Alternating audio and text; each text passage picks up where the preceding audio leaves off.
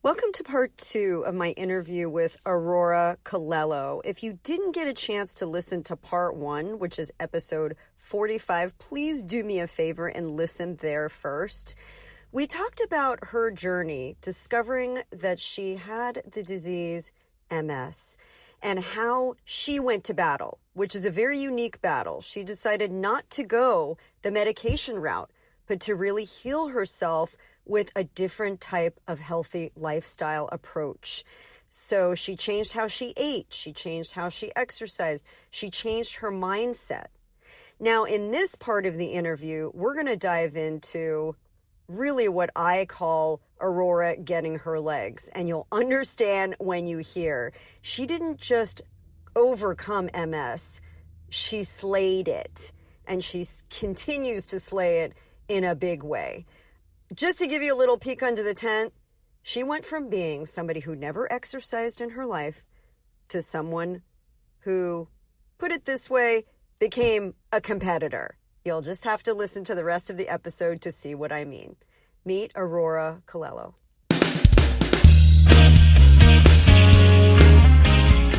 Hi, I'm Maria, otherwise known as the Fit Foodie. I'm a chef, holistic nutritionist, author, inventor, and mom. And I want to welcome you to my podcast. It's called Recipes for Your Best Life. And with every episode, I'm peeling back the onion on fitness, nutrition, health, wellness, and family. The truth is, you're the chef of your life. And for every important pillar, there's a great recipe worth sharing. So every week, we'll explore them together. Think of it as food for thought that you can really sink your teeth into. So join me, and let's squeeze the joy out of this life. Because you only get one. Can I get a fork, yeah?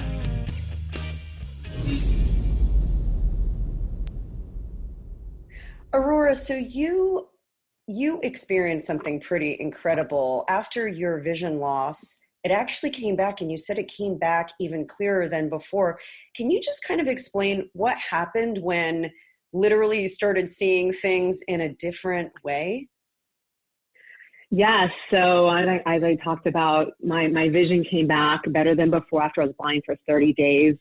And for me, that was really the beginning of looking at things a different way, because I was blind and now I see. And it wasn't just with my vision, it was with everything. All of a sudden, I had so much hope that, maybe what they're telling me isn't going to happen. Maybe I won't be in a wheelchair. Maybe these lesions won't get worse, like just maybe, because I had a top neurologist and an MS specialist tell me that was going to be the case. So I had so much hope for just what my body could do, that my body could heal. And then being educated through all the different places that I was looking for information for, the center that I was going to in Encinitas and a lot of other places I was just searching out, I started to learn just, food is medicine. And really taking on that intentional eating, and that food is my medicine, and everything I'm eating and drinking can feed or fight this disease. And that was just incredibly empowering and gave me, like I said, so much hope. And then through that process, also solving my deficiencies, learning about that you can be so deficient in things that you can have a symptom that could take you to go to a doctor, and that doctor will maybe medicate you instead of asking you the questions that are so important, which is, how do you handle your stress? What kind of stress do you have?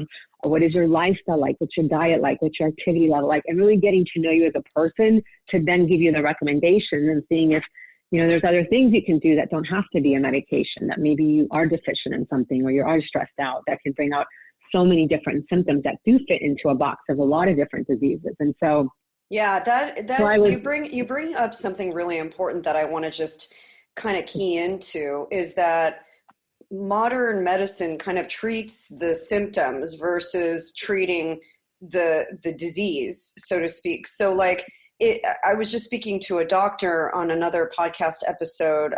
He went through medical school and he ended up dropping out just because it was too stressful. But he was mentioning that they really only take one nutrition class. And it's memorization. It's not even applied nutrition. So what changed for you I know your habits changed, but did you start to feel like stronger and more hopeful because your food was changing too? Oh, 100%. You know, everyone says your guts, well, they say it's your second brain. I believe it's your first brain. And that if you don't have a healthy gut, right? I mean, it can affect everything. You can be depressed. You cannot have drive. It can affect your learning, your emotional state. It's not just a physical manifestation. It is mental, emotional. And so I 100% felt this incredible, I mean, I used to tell my husband, I never knew what healthy was until I didn't know how great it felt. I didn't understand. I thought I was healthy all these years, and now I feel what real true health is. And this is incredible because I did feel physically stronger and, you know, not sicker and weaker like my doctor said I would, but stronger and healthier as the days went and months went on. But also I wasn't in this fog. I wasn't up and down all the time, which I used to tell my husband, well, I'm Latina, I'm Colombian, I'm going to be like emotional, you know? Yeah. And no, that's not, I mean, honestly, I think I'm always so grateful. If this wouldn't have happened to me, I'm sure, and now, you know, I'm 46, I've been living this way now 11 years, because December was my 11-year anniversary to my diagnosis. I know I would have been put on some type of antidepressant or something. I was well on the way to something, you know, depression medication, something, because I was so up and down and I didn't know why. And I know why, because I wasn't feeding my body well. I wasn't taking care of myself. I was very depleted in so many things after having 4 kids close together and not really caring what I was putting in my body. Kind of sucks the life out of your body.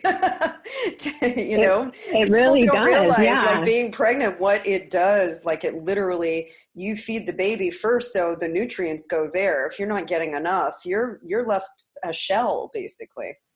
Exactly. And it's not something that your traditional doctor is telling you when you go into OBGYN and talking about your diet and all of these things, you know. And I went to a couple different ones since I have 4 kids and we were living different places, but they don't tell you that. And also just process of birth.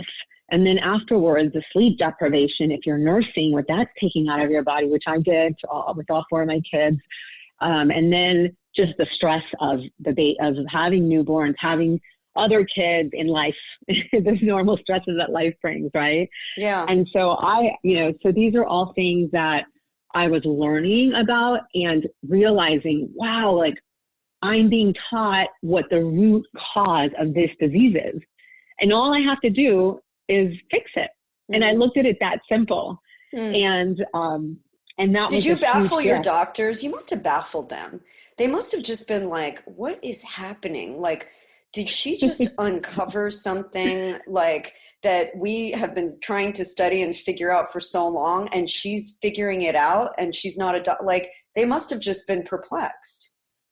Oh, absolutely. And it's interesting. You talk to a lot of the functional medicine doctors, integrative doctors, holistic doctors, everyone in that world, and ask them, how did you come to be here? You know, and what happened is always, you know, something happened in my body or something happened in my family's, and I realized this isn't working, and I looked another way. And then they end up leaving their practice because they cannot continue practicing medicine the same way once they have this information. And so they were actually angry, like not in a weird way, like annoyed, angry, annoyed at me. And my very kind of stubborn, like, I know what I'm doing. I'm not going on that medication. What I'm doing is right. Look, I got my vision back. Remember you said, and I did this and this.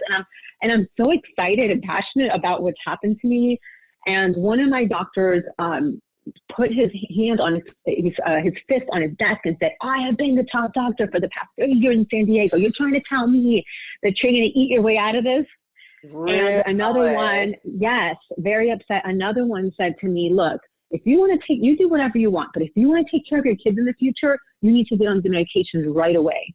And this is, they truly believed. I mean, I know that they cared, and it's not like they didn't want me well, but they were more of taking the perspective of, you're just getting lucky. This, you know, maybe yours isn't going to move as fast as we thought. Maybe it's just relapsing, remitting, where you have a symptom and then you feel okay for a little bit and then you get hit again.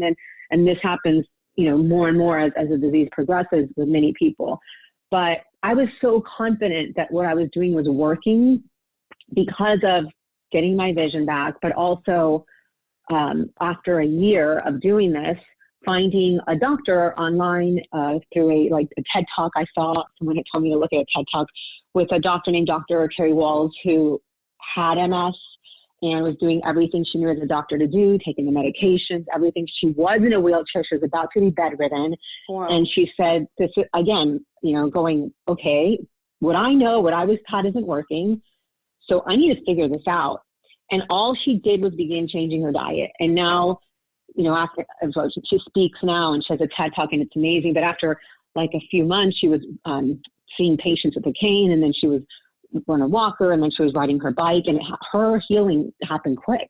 And was she doing all the food? So the nutrition was really making a huge difference. Yeah. Yeah, just food. And now she has a book called The Walls Protocol, and I've partnered up with her with different things, and she's an amazing woman. But there's a lot of people like this, we're not the only ones. And so finding her first and seeing, wow, okay, because I was wondering, well, what about in 5 years? Am I going to wish I had gone on medication? What if something happens? And sometimes I would worry about that. But when I saw her TED Talk, I realized, no, she's a lot older than me. She was in a wheelchair, progressed way beyond where I'm at right now. So if she's okay, I'm going to be just fine.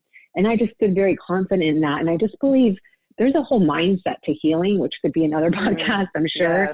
Yes. And anyone I've talked to in anything that has gone through this and is doing well, whether it's whatever it is, whatever diagnosis it is, there is a mindset to that. Just like you talk to people who are successful, there is a mindset to success. There is a mindset to healing. It is the Mamba mentality, right? So much so this warrior mindset that gets people to new levels and heights. So you're seeing somebody else, a doctor, albeit a doctor, somebody that in the medical profession that you had heard over and over again that this is not the way to go, but you saw that example. What did you do next? You took it next level, girl. You went all in. I did. So, when I got diagnosed, it's almost like you're dying. You go through that same grieving process of you're upset, you're angry, you're kind of looking at a bucket list of what do I need to do before my body, completely breaks down on me and I end up in a wheelchair. Like, what do I have left that I want to do? So one of the things that I always thought of was a triathlon.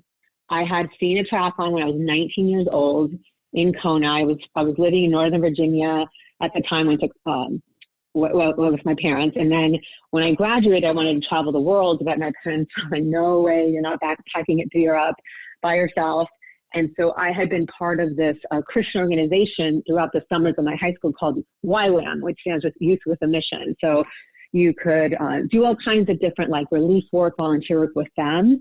And now they also had for adults, it wasn't just for youth, they had long-term kind of programs. And so I went and did a program with them called the Disciple Trainingship School. And you got to choose, because they're all over the world, where you want to do it at, what part of the world. And so I'm young, and I didn't want to go abroad yet that long, because we were gone for almost a year.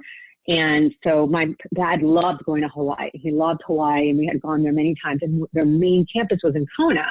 And I'm like, oh yeah, that's cool. I know Kona. I've been there a lot of times. And so I went to Kona for this Disciple Trainingship School. It's a few months of a training, and then you do a few months of outreach work, which I did in Japan at the time. So I went instead of going to college right after, I went to Youth with a Mission. And it happened that in October was the Ironman World Championships in Kona, which is like the Olympics of our sport. Anyone in triathlon and any athlete that qualifies, the top athletes, they all race this race. And as an athlete, it is like the Olympics. I mean, you dream of racing in Kona, and it's a hard race. It's a full Ironman, which is a 100-mile bike and a full marathon and a 2.1-mile swim. I mean, it's a lot. Grueling. Through lava fields, in Kona, which is full of lava fields. I mean, it's very, very, very grueling race, hard race. And so we were signed up to be volunteers at this race. And so some of us were handing out waters, which I like to do, and science swimmers. And so I didn't get what I was a